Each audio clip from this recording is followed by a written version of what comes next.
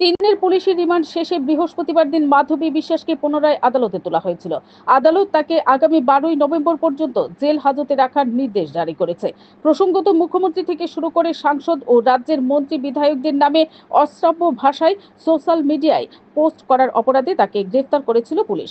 গত সোমবার দিন কন্টেন্ট ক্রিয়েটর মাধবী বিশ্বাসকে আদালতে তোলা হলে তাকে ৩ দিনের পুলিশ রিমান্ডে পাঠানো হয়েছিল। ৩ দিনের পুলিশ রিমান্ড শেষে আজ পুনরায় মাধবীকে আদালতে তোলা হলে তাকে ফের ১২ই নভেম্বর পর্যন্ত জেল হাজতে থাকার নির্দেশ জারি করা হয়েছে। এদিন আদালত চত্বর থেকেই ক্যামেরা নিয়ে সংবাদ প্রকাশ করে খাবার বার্তা দেয় Madhabi. Bureau report, BTV Tripura news.